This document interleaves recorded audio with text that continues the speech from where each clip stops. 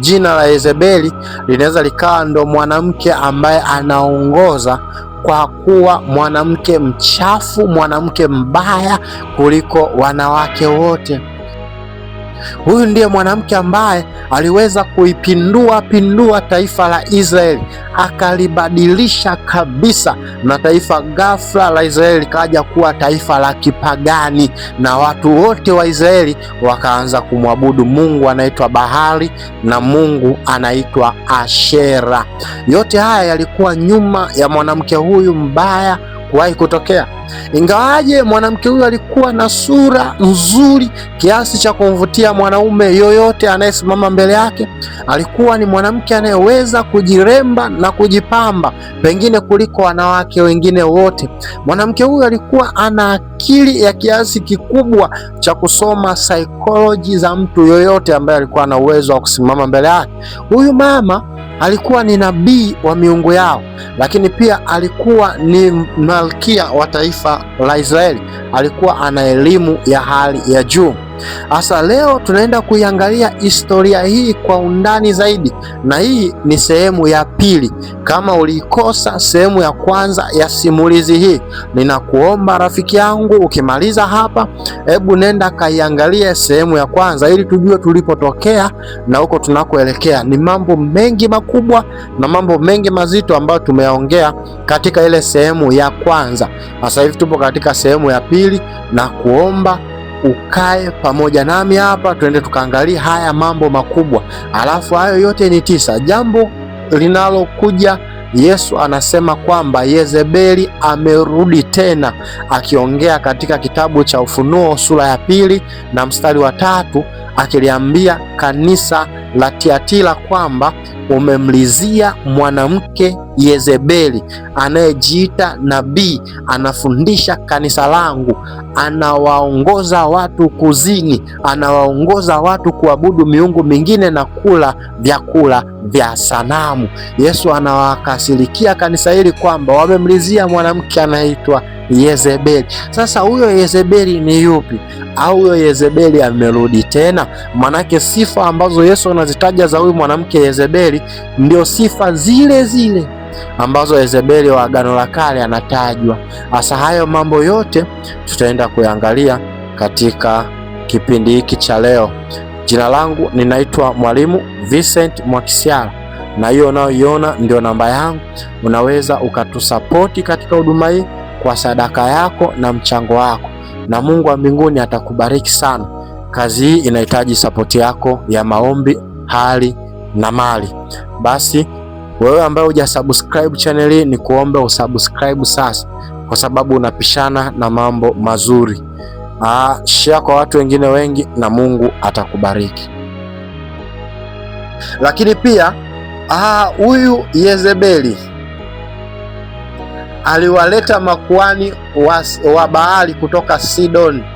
Yaani aliwachukua makuhani, alienda kuwasafirisha makuhani kutoka katika taifa lake, kutoka katika nchi ya baba yake, akawaleta Samaria waendelee kumwabudu Mungu Bahali, waendelee kuwafundisha watu taratibu za ibada za Mungu Bahali, waendelee kuwanyenyekeza watu chini ya mkono wa Mungu Bahali. Kwao aliwaleta manabii kutoka huko. Lakini pia huyu Yezebeli akaanza kuwalinda manabii wake au manabii wa dini yake kwa fedha za kifalme. Unajua fedha za kifalme zilikuwa zinapatikana kwa njia ya kodi ambayo watu walikuwa wanalipa, watoto wa Mungu wanafanya kazi kwa jasho, wanalipa kodi, wanatoa sadaka pia katika hekalu.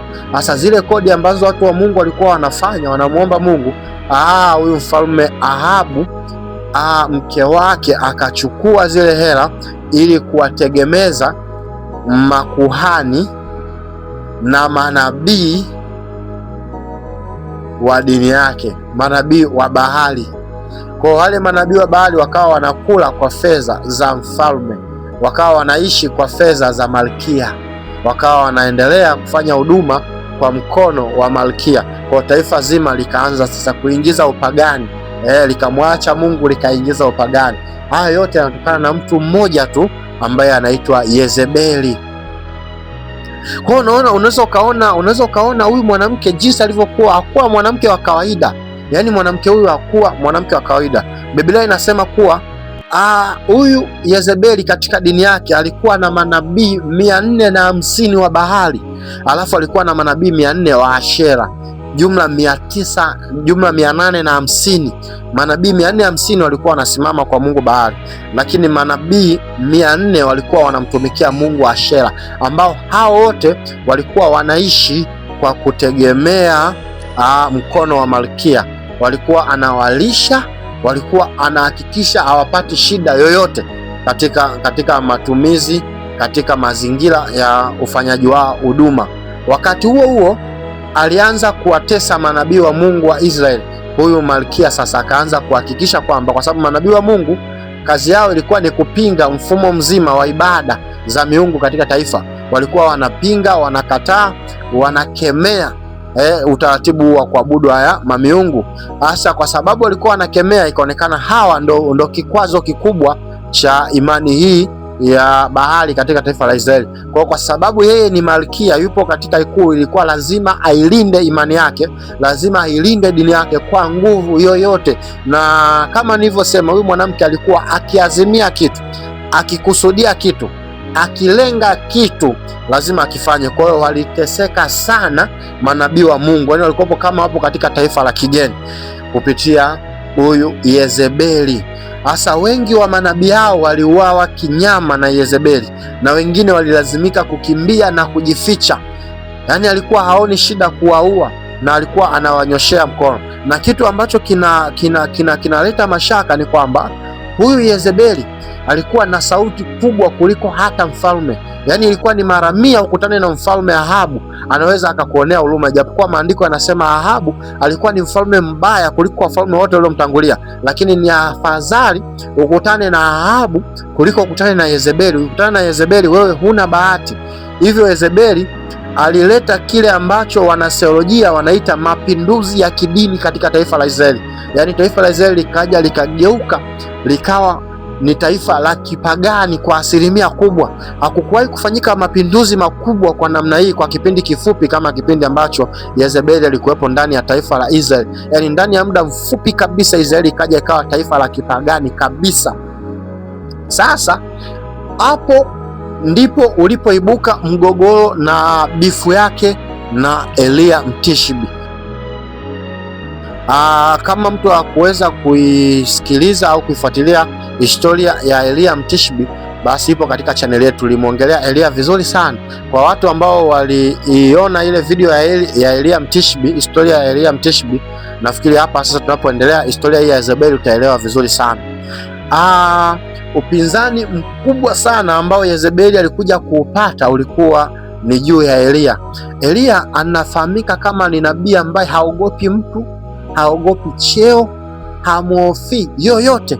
Ni moja kati ya manabii wakali kuwahi kutokea katika maandiko. Hakukuwa na nabii mkali katika historia ya Biblia kama alivyokuwa Elia. Elia alikuwa ni nabii ambaye anatisha, ni nabii ambaye alikuwa anaogofya sana. Wengi wanapenda kumwita kwamba Elia alikuwa ni nabii mkorofi, nabii jeuri, nabii ambaye alikuwa na kiburi. Yaani alikuwa na kiburi, yaani akiamua naye kitu ndio hivyo hivyo kinavyokuwa. Elia Mtishbi ambaye huyu bwana kwanza alikuwa aishi mjini. Yeye alikuwa anaishi maeneo ya milimani huko, mapangoni huko alikuwa aishi, anakaa huko kumtafuta Bwana usiku na mchana. Anakaa milimani huko, mapangoni, alikuwa hazijui raha za maisha. Kwa hiyo ikitokea siku Elia anaingia mjini, anaonekana mjini, basi mji wote unatetemeka, watu wanataharuki, wanaanza kuitana, jamani, leo tumemwona Elia. Elia leo kaonekana mjini, kuna jambo gani? Kuna shida gani? Elia kaonekana mjini, kwa sababu alikuwa sio nabii wa kukaa mjini, alikuwa anakuja mjini kwa mission maalum, akimaliza anaondoka. Sasa baada ya matendo haya Elia akatoka huko alikotoka akaja mjini. Alipokuja mjini akatangaza hukumu, tena alianza kuitangazia ikulu, akamfuata mfalme mpaka ikulu, alafu akasema kwa maovu yanayoendelea mvua haitanyesha katika nchi hii kwa muda wa miaka 3.5, mvua haitanyesha. Alafu anaweka jeuri, anasema ila kwa neno langu mimi. yani alienda kuisimamisha mvua kwa neno lake. Manabii wengine wanapoenda kutoa unabii wanasema kwamba asema Bwana, asema Bwana. Elia anasema nimesema mimi, sio Bwana. Ni yeye kwa neno lake anasema kwa neno langu mvua haitanyesha. Kwa hiyo anaonyesha ni nabii jeuri kiasi gani aliyekuwa anajiamini, alafu anaenda kuongea mbele ya ikulu ya mfalme ambaye malkia wake ni Yezebeli, ambapo manabii wengine wamekimbia mji, wengine wamehama, lakini huyu mwanaume ni jasiri kiasi gani, ameenda moja kwa moja mpaka ikulu akatangaza kwamba hakuna mvua. Nakumbuka nimekwambia hivi, Israeli ya kipindi hicho ilikuwa inategemea sana kilimo. Kilimo ilikuwa ndo pato kubwa la taifa la Israeli ya kipindi cha Ahabu. Kwa hiyo huyu mtu kusema mvua haitanyesha, na mvua isiponyesha itakuwa ni pigo kubwa sana la taifa hili la Israeli, na pigo kubwa na anguko kubwa la kiuchumi linaweza likatokea kutokana na mvua kutonyesha. Kwa hiyo baada ya kusema haya, mfalme Ahabu alimdharau, akaona ni mtu ambaye kachanganyikiwa. Kwa hiyo Elia akaondoka zake, na zile habari zikaenea mji mzima kwamba mvua haitanyesha. Elia akasema. Kwa sasa watu wakawa wanataka kuona kwamba hii ni kweli mvua haitanyesha. Kama kawaida yake akarudi milimani.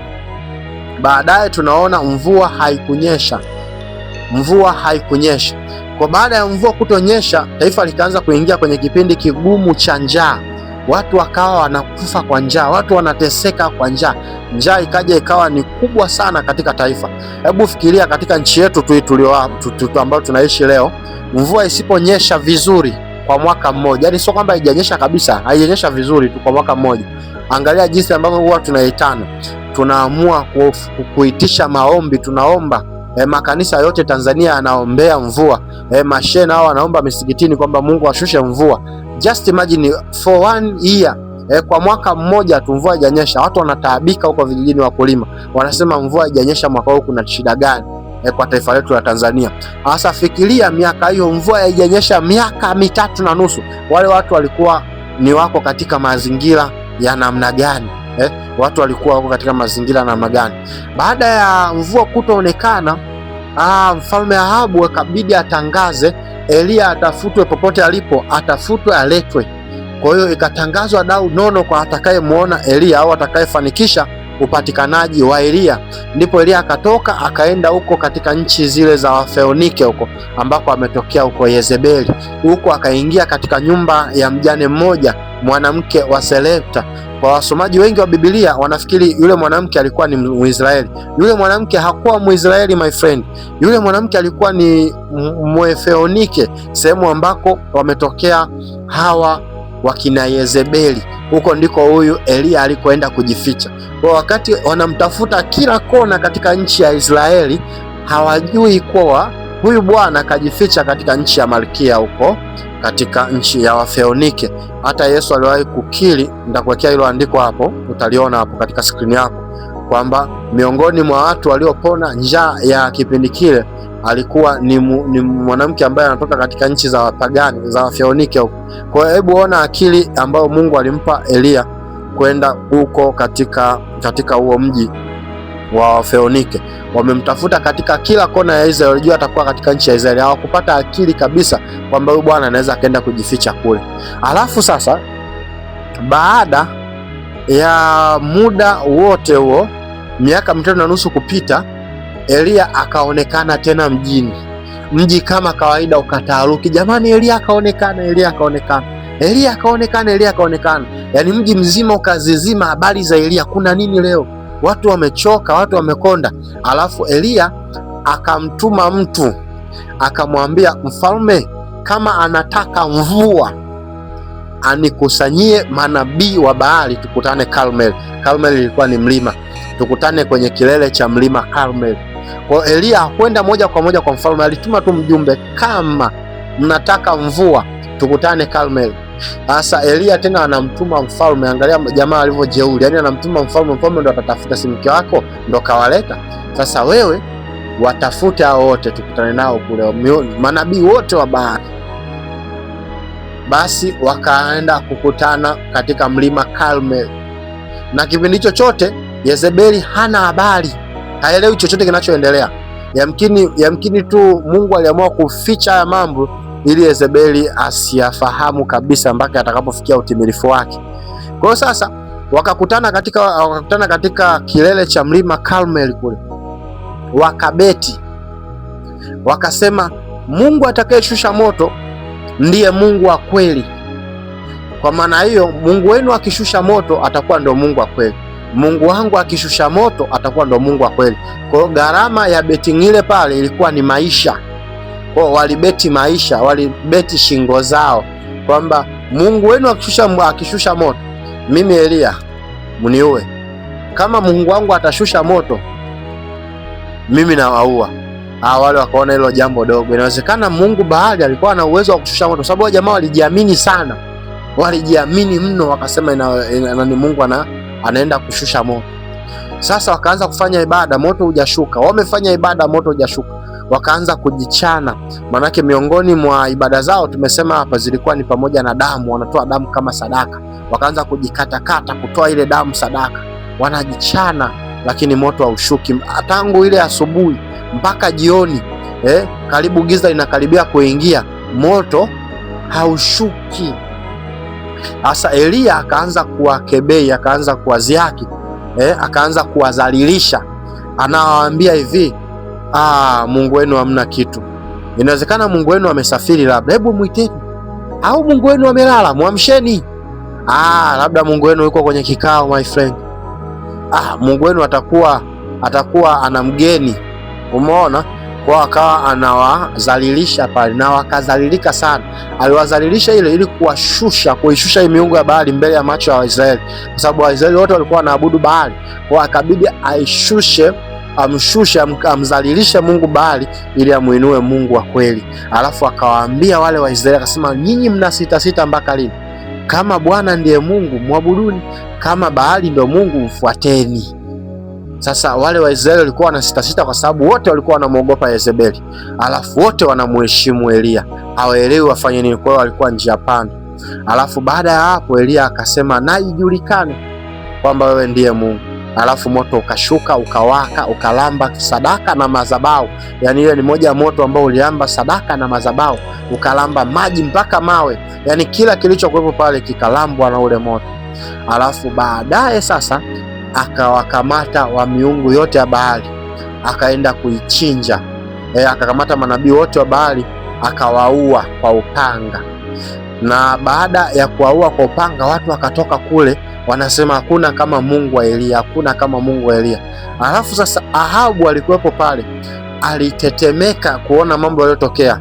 Akaenda kumsimulia mke wake Yezebeli, akamwambia kwamba aise, yaliyotokea huko ni maajabu. Huko kumetokea na mambo ya kutisha, mambo ya kushangaza, mambo yasiyoelezeka. Akaanza kumsimulia.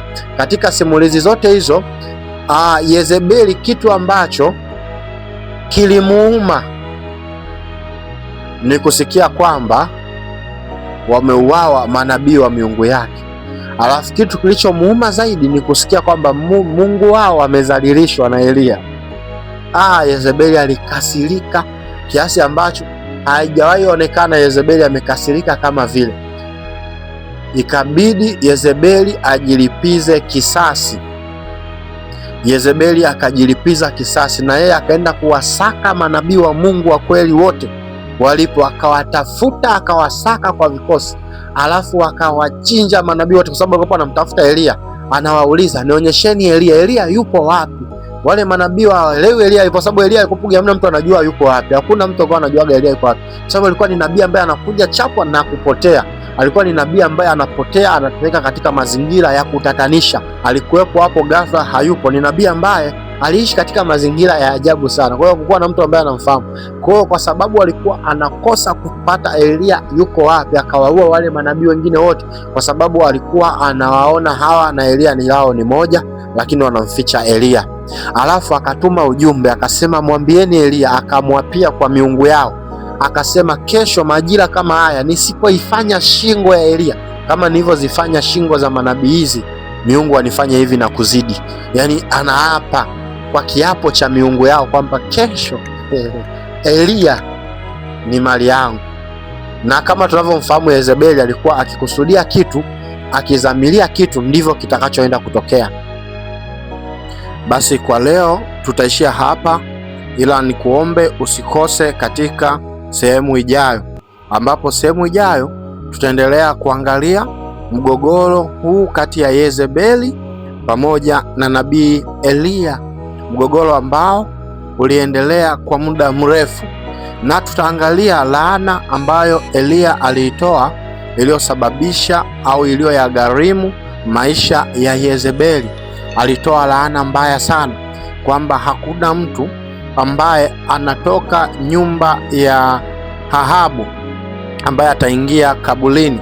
Kila atakayekufa katika nyumba ya Ahabu ataliwa na mbweha, atakayekufa mashambani ataliwa na ndege. Ni laana mbaya kuwahi kutokea, na ndivyo ilivyotokea. Sababu ya laana hizi zote ilikuwa ni nini? Na tutaenda kuyaangalia yote hayo katika kipindi kijacho, lakini kama nilivyosema, tutaenda kuangalia ile kauli ya Yesu anayoliambia kanisa la Tiatira kwamba umemlizia yule mwanamke aitwaye Yezebeli.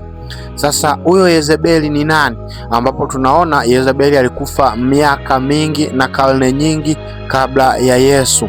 Sasa Yezebeli anayetajwa katika kitabu cha Ufunuo yukoje? Ni nani? Au ndo huyu?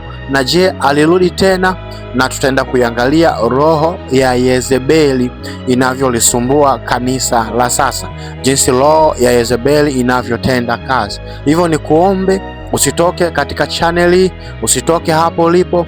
Tutaendelea na somo hili katika kipindi kijacho ambacho itakuwa ni sehemu ya 3 sasa ya somo hili. Jina langu ninaitwa Mwalimu Vincent Mwakisyala na hii ni Hazina ya Kanisa. Kama bado hujasubscribe, basi subscribe sasa channel hii kwa ajili ya mambo mazuri kama haya na kushare kwa watu wengine wengi, na Mungu atakubariki. Namba yetu niyo unayoiona hapo, unaweza ukaitumia kwa sadaka na mchango wako ili uwe sehemu ya baraka za kipindi hiki, na Mungu wa mbinguni akubariki mpaka wakati ujao.